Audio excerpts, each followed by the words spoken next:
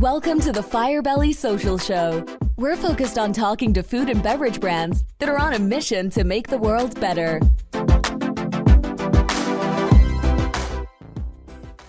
Hey everyone, Duncan here, back with the Firebelly Social Show, where we interview founders and CEOs of food and beverage companies, not just food and beverage companies, but mission-driven food and beverage companies. And I'm so excited about our guest today. I'm the host. And before we get into that, I just want to say this episode is sponsored by Firebelly Marketing, a company I helped found, where we talk to and help brands that are wanting to be more likable on social media. So we've helped brands like Justin Wineries, Landmark Wineries, Qdoba, Fiji Water, Netflix, and a whole bunch of food brands. So let's introduce today's guest. Junea, I'm so excited to have you. Tell us about yourself and about your company. Thank you, Duncan. I'm very excited to be here with you today. My name is Junea Rocha. I am the founder and chief marketing officer at Brazi Bites. Brazi Bites is a frozen foods better for you brand on a mission to spread joyful moments through our delicious creations. I started the company 12 years ago, co-founded with my husband, Cameron. And our goal at that time was to bring my beloved childhood and Brazilian staple to the US market. So that was the vision that ignited our idea of creating the food company. That's wonderful. I was particularly drawn to you and your company because of that immigrant journey. And I love that you have brought your food here. And I know I've eaten it, and it is amazing, and it's also good for you. So not only have you brought the product, but tell us a little bit more about some of the features, or I should say some of the characteristics of the company. I know better for you, gluten-free. What else? So we have some values that we hold to, really are the foundation of the brand that kind of were part of when we founded and the why we wanted to start and still carry with us today, 12 years later. The brand is in almost 20,000 stores nationwide. It has become quite, much, much bigger than we ever envisioned. And it's really exciting with multiple product lines. But the values remain intact, which I'm very pleased. And, I think it's a very founder-led company. And I think that when a brand continue to be founder-led in those, it's easier to carry those values. So things like better for you, clean ingredients. So we absolutely don't use any preservatives, nothing artificial ever. All of our products are also naturally gluten-free. So what started the company was the Brazilian cheese bread was sort of the first product and the foundation and the core. That product is naturally gluten-free. So we honor our consumer base and the Latin, the South American cuisine that's heavily naturally gluten-free with that value. Another thing is that another value that we have is easy to make. We feel like that is really important for our consumers. We are like take home and bake, and we are serving families and kids, and we're like super kid friendly. So easy to make is another one of our values. So simple ingredients, gluten-free, and easy to bake. And finally, and most importantly, delicious. I know that the delicious food, that's a huge important value that we have. So delicious can be overused and overplayed in marketing and food and all that good stuff, but we really ground ourselves in everything we do at delicious. And it's the main reason why the brand is so successful is our obsession with taste. So nothing that we put out there is something that we have to be overly excited about, I would say, for us to put out an innovation out there. Create a new flavor, a new product. It has to just knock the socks off, wow, and give that experience of like, you have to have them. That's our tagline. You have to have them, because once you take a bite of our product, you're just so delighted by taste. So deliciousness is a value as well. I mean, I think that's such a great commitment. I mean, we just came back. I went to the Sweets and Snacks show for the first time, and I was amazed at how many products didn't taste good. They were good for you, but they don't taste good. And I'm like, I don't know how much of a commitment you can put behind consuming a product that's good for you, but doesn't taste good, right? Because we want it to taste good. 100%. I think that what happens is over time, you're not able to reach scale. and you might not have the staying power. Because at the end of the day, something can be really like good for you and have all the macros and attributes. But if you don't love it and if you're not enjoying, you're just not going to be a repeat consumer. And we see that especially with kids. We are super kid-friendly brand, and was by accident, because the cheese bread is in Brazil and South America just a staple for all ages. And then here in the US, when we went to market, we start marketing and kind of doing grassroots and doing tastings and stuff like that. But then we become seeing that kids just became obsessed, and suddenly this 5-year-old was bossing around the parent and saying, you have to buy Brazi Bites, and pulling bags out of the freezer. So we're like, why is that? Why are kids loving the brand so much? It goes back to the taste, because kids are not really reading the ingredients and stuff like that. So we please the parents with ingredients. But, if you have, kids at home, I have a 4-year-old and a 6-month-old at home. The 4-year-old is really into food. And if he doesn't like something, you're not gonna buy. But if he's into it, you're buying that every week. And so I think that taste is really important for staying power. And it's something where we put a lot of time and effort into. And it's fascinating though, how kids can really move the needle on products. My son is now 11, and he's sort of just entering the experimental stage of eating, which he should have, as an Indian immigrant, I would have liked to have started a long time ago. But you're right. He demands those products. He wants those products, and they're also evangelists, because if they like something, they want to tell all their friends about it, and they want their friends, when they come over, they want their friends to eat. That's amazing. The kid-friendly part, and that you stumbled upon it accidentally. So I know that you started with the cheese bread, but you're doing a whole bunch of new products now, and some not so new. Yeah. So over the years, we evolved. So the first almost like 8 years in business, we were laser focused on cheese bread. It was our mission. We were going to bring cheese bread to the US market with the values that we talked about and our amazing recipe. And so it was a brand new category, and it had to be created from scratch. Creating a new category in the food industry can be very rewarding, but it's also extremely challenging. It takes much longer to educate the consumers and the buyers and so on. So we were laser focused on that for many, many years. As the brand started growing and we reached new markets, the consumers wanted more from us. And so okay, you gave me cheese bread, multiple flavors. What else can you do? I love this brand. I love what you guys are putting out and how you're putting out. What else can you do? So then we were ready to start innovating. So our path was a little bit different. We didn't come out with this huge portfolio and things did not work. It was cheese bread only for a long time. Then it was consumer driven. Then we looked inward. Where can we do well? Where can we innovate and still remain true to our values? So things that I'm really excited about launching this year is we just launched a new line of pizza bites. And so we launched a Better For You pizza bites, where we are grabbing our very popular top-selling cheese bread dough and putting, pizza fillings inside, and created a product line with that one it sort of knocked everybody's socks off, and we felt like it was really special. It was kind of one of those moments when we were creating and we start eating it, and we're like, holy, there's something here. And the whole company now, while in the past it was just the founders that would have this sort of mindset and this energy, now it's like the whole team, they were like, oh my God, so excited to sell, excited for consumers to try. So we've got pizza bites that we're stoked about, that already launched in almost 5,000 stores. And we also went into the breakfast category with a gluten-free breakfast sandwich that we felt like nobody was doing, serving that community. And we had the skill sets and the values to create a product that would delight, frozen breakfast sandwich eaters, in particular the gluten-free Better For You consumer that's looking for something delicious. So we launched that also. It's going in thousands of stores throughout, this year. I mean, and what's really a great accomplishment, is that it's all easy to actually prepare. None of it's difficult to prepare. So Yeah, that's important.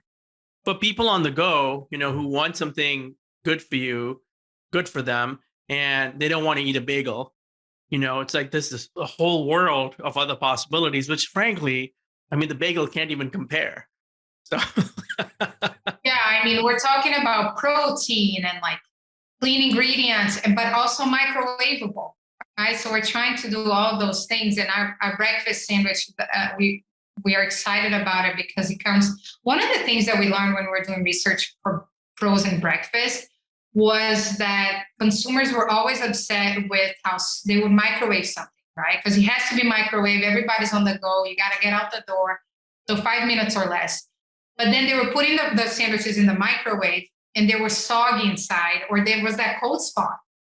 So when we were creating this product, we seek to solve those issues. So we made sure that, so the bread, you notice it's a little bit thinner and it has a crisping sleeve that is, kind of making sure that everything gets cooked throughout in 5 minutes or less, so it doesn't have that sog inside. It's a very tasty sandwich.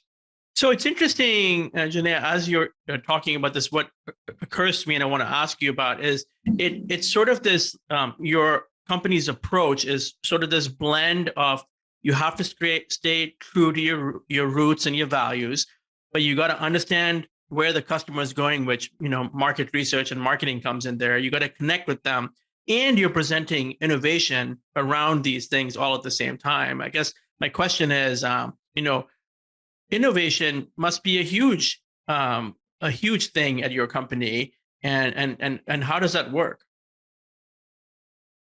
I think innovation is a huge thing at our company, and it's honestly like super important in the food industry. We are in an industry that's highly competitive, and it's a very vibrant and fast-moving industry. And consumers are constantly wanting to try new things. And they have these staples and they have the things, but the better for you industry is growing. Consumers are educated on clean ingredients. They're seeking new things. So I think you gotta innovate. And so we know that we have to do it for, to grow, to keep delighting our consumers, to keep the consumers engaged, and to keep evolving. And some products you launch don't work. Some flavors don't work. And it's part of like the cycle of the industry.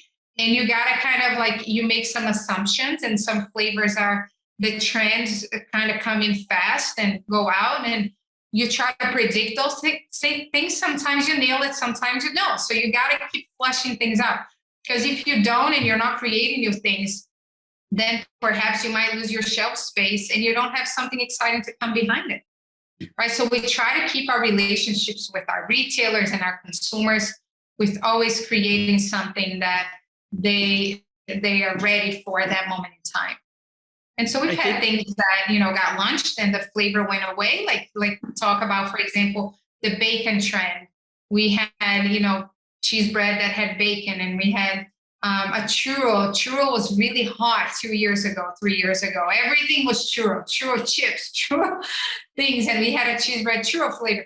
That kind of lost traction. That flavor went out.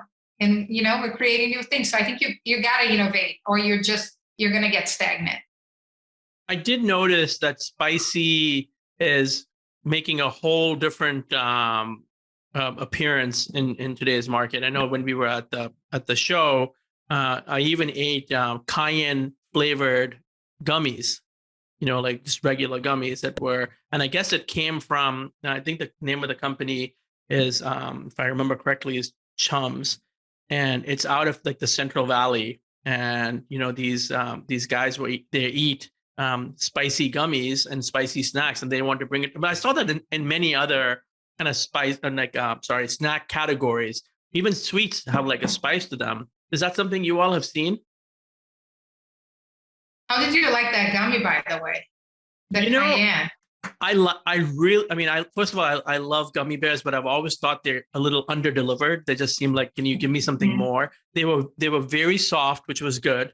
They it was kind of salty and spicy at the same, but not like ginger or garlic, right? It was hot, so not really spicy, but hot.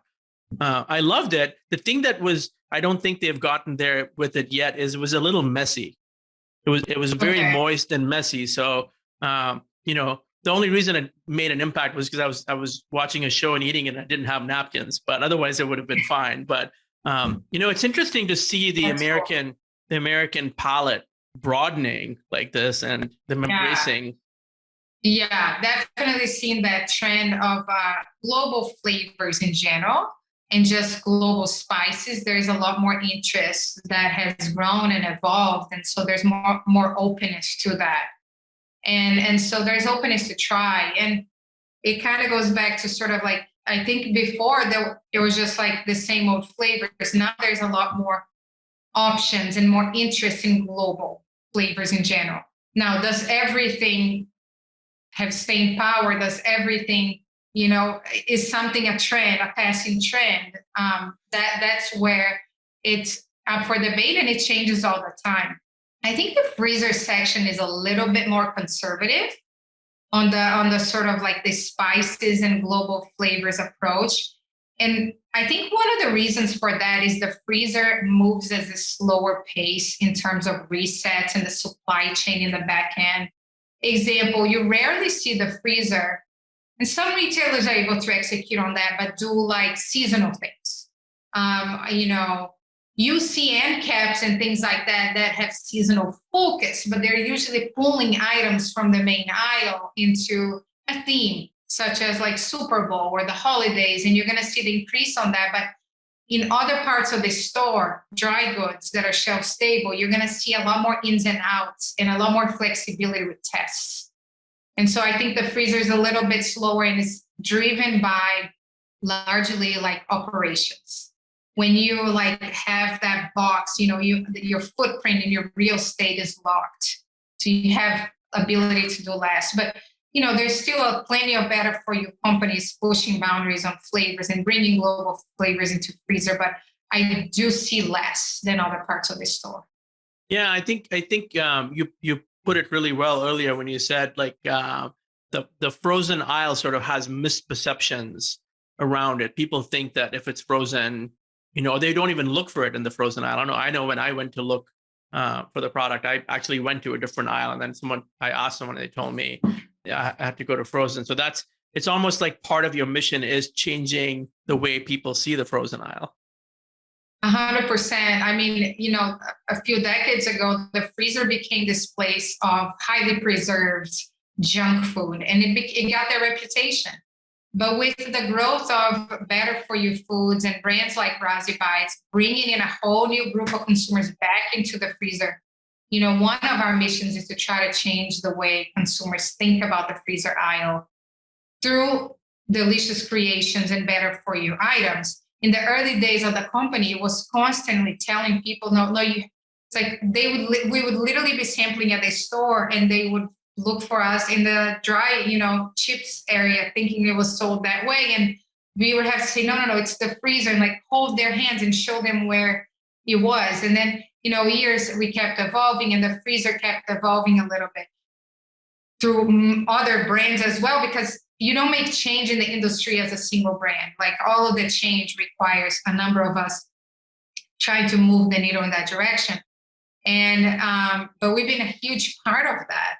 Our products are in places like Costco and Target and, Kroger into conventional market, making that change and introducing that. More and more people are now relearning the freezer and going back, but I think there's room for more. It's still kind of like the industry still sees it as kind of one of the last departments to, bring to this new way of living of like the natural foods and tasty foods that are better for you. Yeah, and of course there's the natural, the obstacle with you can't effectively ship frozen products direct to consumer. So, to me, I wish it was, because I'd just like order it for myself instead of having to go to the store. Yeah. But I realize that there's physical obstacles there. We do ship direct to consumer, and the frozen, there's a lot of, frozen sort of like logistics now serving that need, but it is not because of the cost associated with having to ship overnight and having to have dry ice and the components to maintain frozen.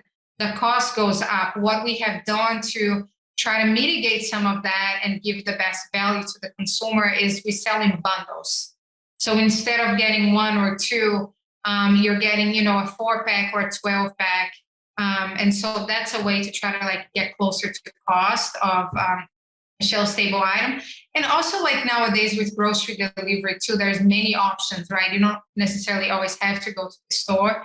You can order online for grocery delivery and there's usually a service near you. True, very true. That's great. I love the fact that you're so innovative and that's at your core. I wanted to ask about your inflection points, but let's take just a step to the side.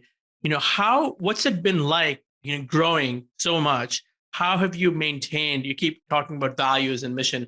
How have you maintained the culture inside the company through such significant growth? It's changed over the years and it's a work in progress always, right?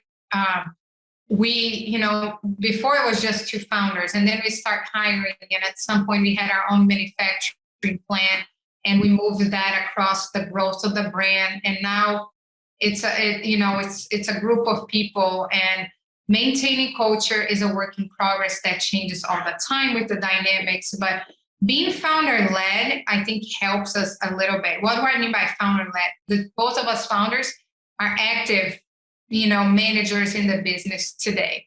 So not only are we founders, but we have our roles. I am the chief marketing officer. Cameron is the chief operational officer. So we run the business and we also have our responsibilities. And I feel like it comes naturally to us to be able to continuously remind the team and ourselves on the why and the values and what made us successful because we're hyper connected to it. But as we grow over time, we also want to make sure that the company lives a long time with or without us. And how do we do that? We have our values plastered on our walls here in the office, like those 4 things. We have, we use tools such as like Slack and ways to communicate with our team to constantly be reminding the team of the why. So for example, because I oversee the marketing department and my team is creating content and is talking to consumers, I always say it's a lot easier for the marketing department to stay close to the culture because we're hearing from the consumers all day. And we're doing our community management, we're talking about their likes and dislikes and what's hitting the mark, what's not. And the other departments of the company, ops, finance, even sales sometimes becomes so just focus on the transactional, on what they're supposed to do that day, that they forget the why. So one of the things we've implemented recently, especially with the pandemic, when a lot of the staff went remote and we began hiring more people remote, just every company, we went through that transition. How do we keep bringing up the culture? So we do a number of things, we meet quarterly, all the employees meet quarterly here in Portland where our HQ is. And we do things around building culture and getting to know each other and the why.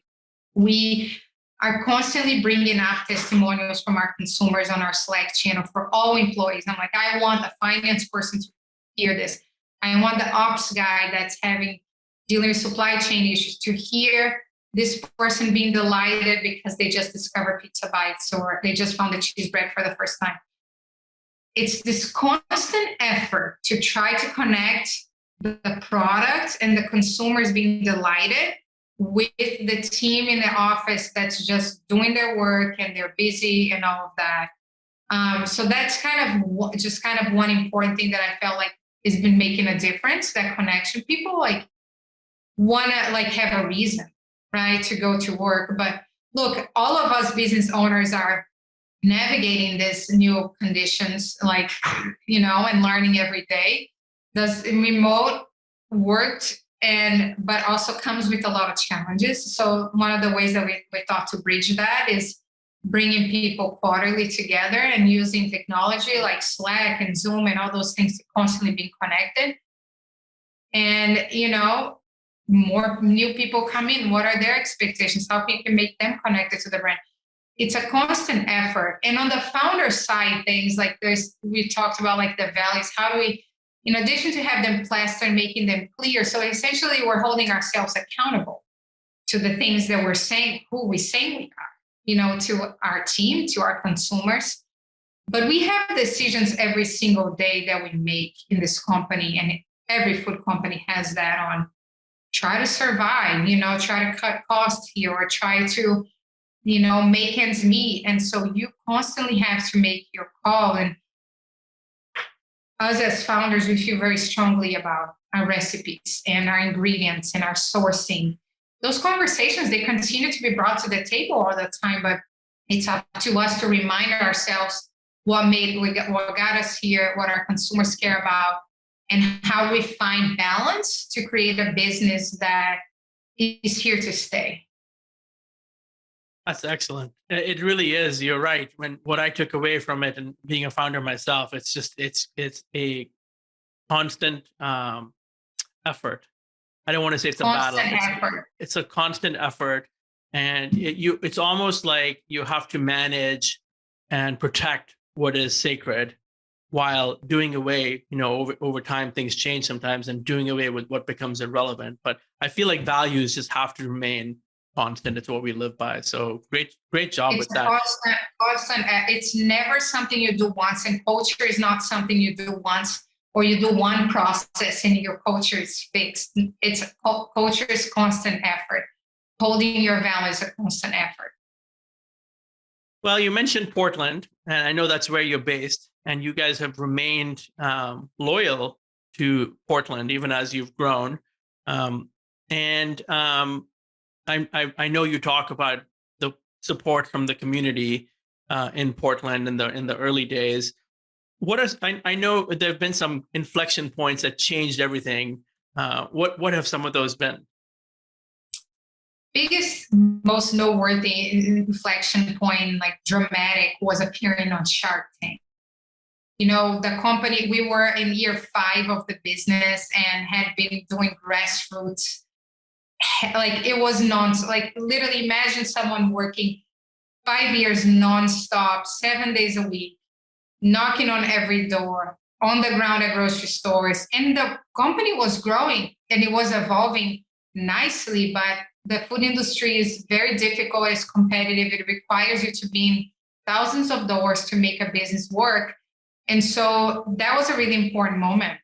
When we went on Shark Tank, it was like the perfect time that we'd open a lot of doors. It changed the course of this brand. It changed my professional future, because before it was like you just call it like begging for a meeting, right? So I don't know if begging is the right word, but sometimes in our industry it is. You have to just like, come on, give me a chance to tell you about my brand and give me the shelf space.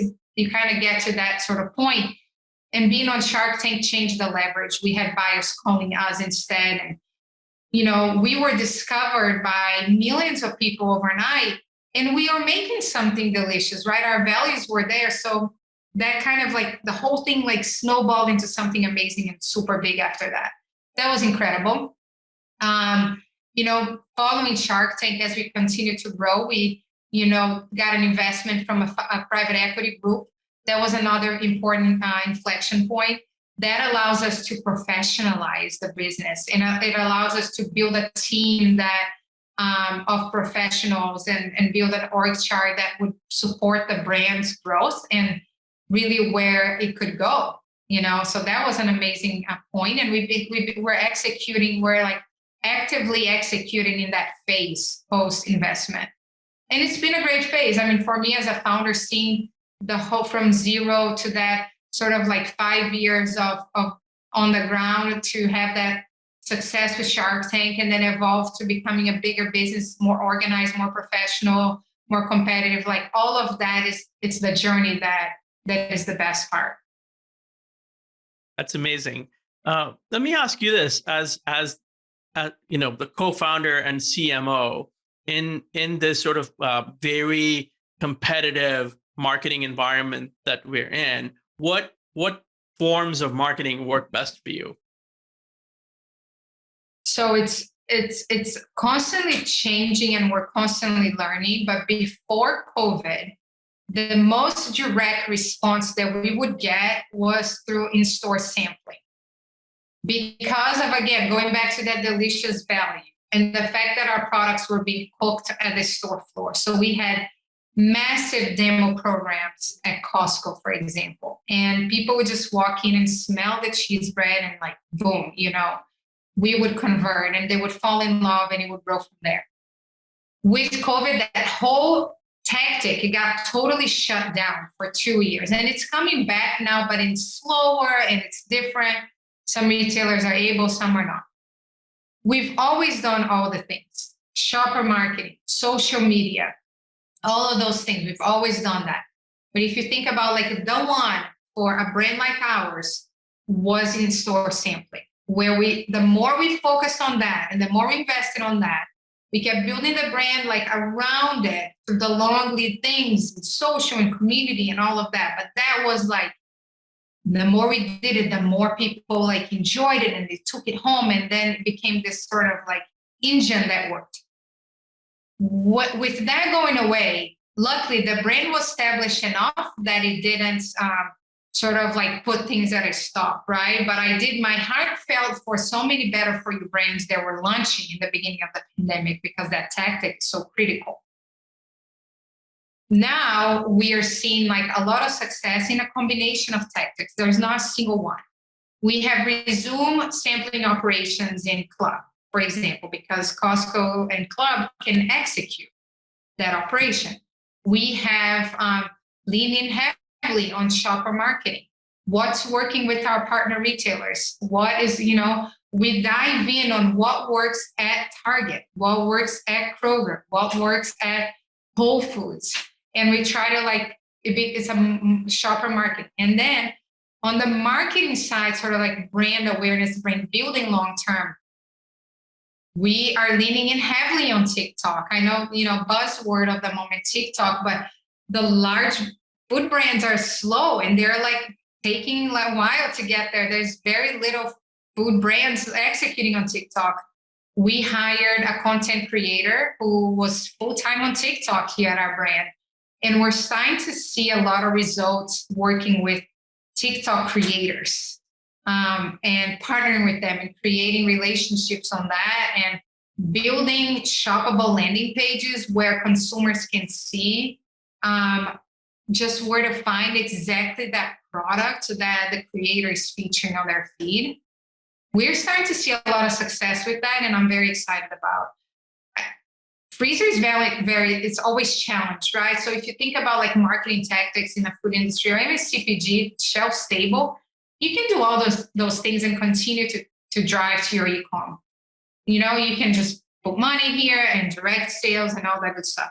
With frozen, you have a lot of limitations, but at the same time, it forces you to remain very focused on pulling product out of store shelves.